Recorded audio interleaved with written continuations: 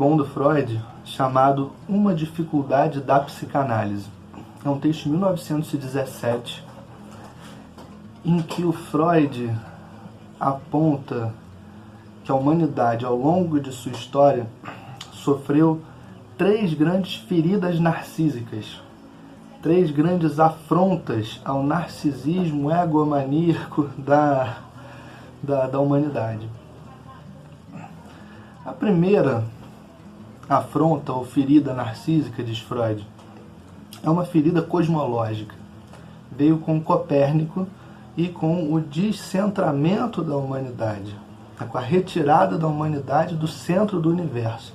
A gente não para muito para pensar nisso, mas é muito grave que por milênios a humanidade tenha sempre se pensado, sempre se imaginado, feito uma imagem de si mesma como aquela espécie que ocupa o centro do universo, né? Estando a Terra, ou como quer que se chamasse a Terra em qualquer tempo ou lugar, no centro do universo, no centro do mundo. Com os avanços cosmológicos, né, da astronomia, lá no século XVII, o que se tem é um processo de descentramento que culmina com a compreensão de que nós não ocupamos o centro do universo. Chegando, né, ao início do século XX, com as observações do Hubble e a noção do Big Bang e tudo mais, de que não só não estamos no centro do universo, como estamos num grãozinho de poeira estelar vagando num universo infinito, sem lugar, sem em cima, sem embaixo, sem direita, sem esquerda, sem lado, sem nada, sem chão. Está vagando por aí, num espaço infinito, num universo infinito. Isso é uma ferida grave ao nosso narcisismo, né? Ao nosso senso super elevado de importância na ordem universal das coisas. Nós estamos simplesmente vagando por aí, dizer que não somos tão importantes como julgávamos, não fomos criados com afeição especial por alguém para ocupar o centro do universo. Só surgimos aí, estamos vagando por aí. A segunda ferida ou afronta narcísica, diz o Freud, vem da biologia. É uma ferida biológica que vem com o Darwin, já no século XIX. No que consiste essa ferida narcísica trazida pelo Darwin? Ora, a própria noção de que há uma evolução das espécies. Há uma evolução das espécies. Porque por mais que nós não ocupássemos o centro do universo, podíamos ainda imaginar que, pelo menos aqui nesse nosso mundinho que é a Terra, tínhamos sido criados à imagem e semelhança de um ser que foi o criador do universo para reinar sobre os demais animais, com uma prioridade, né, em relação aos demais seres que vivem na Terra. Porque só nós, os humanos, fomos criados especialmente para viver nesse mundo, enquanto os outros seres também foram criados, mas como seres inferiores a nós. Com Darwin, a notícia que chega até nós é que todas as espécies, inclusive nós, passaram por um longo processo de evolução, de redes evolutivas, de mutações mais ou menos aleatórias, de adaptação ao ambiente. Não tem nada a ver com lei do mais forte, é a evolução de Darwin, é a lei dos mais adaptáveis, que conseguem sobreviver e se reproduzir com mais sucesso num determinado ambiente, que resultou, né, em todas as espécies que a gente conhece hoje, inclusive a gente. Somos descendentes de animais. Essa é a grande compreensão que a evolução traz. Agora, se somos descendentes de animais, né, jogo lógico, logo somos animais, como os outros animais. Uns animais talvez um pouco diferentes, um pouco uma capacidade assim, de fantasia, imaginação um pouco maior que os outros, parece, mas por natureza, né, não somos diferentes dos outros animais. E a terceira ferida narcísica, diz Freud, ele diz que essa é a mais grave, a terceira ferida narcísica, porque ele diz assim: olha, se não ocupávamos o centro do universo, ainda podíamos nos sentir animais privilegiados que foram colocados aqui nesse mundo especialmente para reinar sobre os outros animais como animais superiores que somos. Quando isso cai por terra com Darwin, ainda é possível pensar, sustentar esse nosso narcisismo exacerbado com a ideia de que, bom, tudo bem, somos descendentes de animais como todos os outros animais, mas pelo menos somos os únicos animais inteiramente racionais e conscientes. Os únicos entre os animais que têm esse incrível poder de poder conduzir a própria vida individual e social através do estabelecimento de leis racionais e através de uma condução consciente, um controle consciente e racional da natureza, da vida, da sociedade, das circunstâncias. Seres poderosos cujo poder reside nessa essência racional e consciente. Freud diz, olha, a psicanálise traz uma outra compreensão.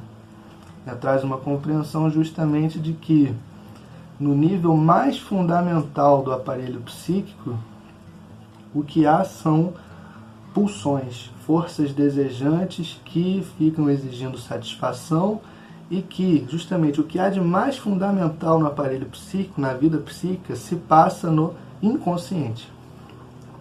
Nós, se levarmos a sério a contribuição da psicanálise, não somos essencialmente definidos pela razão e pela consciência. Pelo contrário, razão e consciência são como que pontas de iceberg de um processo muito mais profundo e muito mais relevante para a vida do que está se passando no nível consciente e racional. A razão e a consciência são mesmo conduzidas, dirigidas, impulsionadas e comovidas por forças pulsionais. Logo, a consequência tão interessante quanto perturbadora é que nós não sabemos muito bem o que fazemos. Nós não sabemos muito bem o que pensamos e por que pensamos o que pensamos, por que agimos, quais são os verdadeiros motivos, causas, fundamentos das nossas ações. Nós não sabemos muito bem o que fazemos. No finalzinho desse texto, Freud faz uma ficção sensacional que seria uma conversa da psicanálise com o eu. Ele diz assim, o eu se assusta, né? Ele encontra lá no consultório pessoas assustadas com sintomas, com padrões de comportamento e pensamento que elas não sabem de onde vieram, para onde vão, como se instalaram nelas. Elas encontram sofrimentos que elas não sabem a origem, não sabem o sentido, a razão. Isso assusta, isso dá medo, e um medo de algo que é meio que desconhecido, você não sabe do que é. E aí também fica com medo do medo, como diz o Lacan, o que te leva para a análise é esse medo do medo que o sintoma provoca. Aí o Freud diz assim, simulando, fazendo a ficção desse diálogo entre a psicanálise e o eu. Nada estranho se introduziu em você. Uma parte de sua própria psique furtou-se ao seu conhecimento e ao domínio de sua vontade. Por isso é tão fraca a sua defesa. Uma parte de sua força luta contra outra parte. Você não pode reunir toda a sua força, como se lutasse contra um inimigo externo. E não é sequer a parte pior ou menos importante de suas forças psíquicas que se opôs de tal forma e tornou-se independente de você. A culpa, devo dizer, é sua mesmo. Você superestimou sua força, ao crer que podia fazer o que quisesse com seus instintos, com suas pulsões sexuais, sem considerar minimamente as intenções delas. Então elas se rebelaram e tomaram seus próprios e obscuros caminhos, a fim de escapar à repressão. E criaram seus próprios direitos, de uma maneira que você não pode aprovar.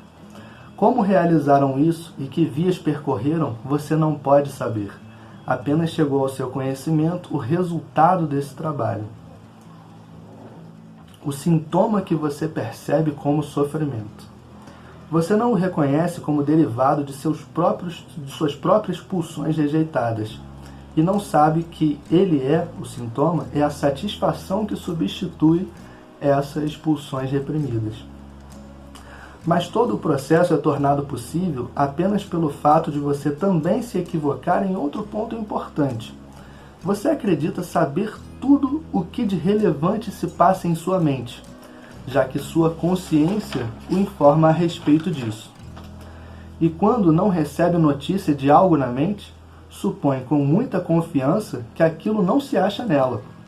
Você chega a identificar mental e consciente, isto é, conhecido por você, não obstante as claras evidências de que em sua vida mental deve ocorrer muito mais do que pode tornar-se conhecido para sua consciência.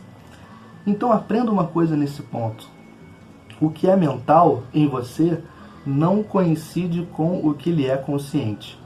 Algo suceder em sua mente e você ter notícia dele são coisas diferentes. Admito que habitualmente o serviço de informações de sua consciência basta para suas necessidades. Você pode acalentar a ilusão de saber tudo o que é mais importante. Mas, em alguns casos, como no conflito pulsional mencionado, esse serviço fracassa e sua vontade não vai além de seu saber. Em todos os casos, porém, as informações de sua consciência são incompletas e frequentemente suspeitas. Também acontece de você ter notícia dos eventos apenas depois de consumados e já não poder modificá-los. Ainda quando você não está doente, quem pode avaliar o que age em sua alma, coisas de que você não venha saber ou de quem é informado erradamente? Você se comporta como um rei absoluto, que se contenta com dados fornecidos por seus principais cortesãos e não desce até o povo para escutar a voz dele. Volte-se para si, para suas profundezas, e conheça antes a si mesmo. Então compreenderá por que tem de ficar doente e conseguirá, talvez, não ficar doente. Esse é o recado da psicanálise para o eu.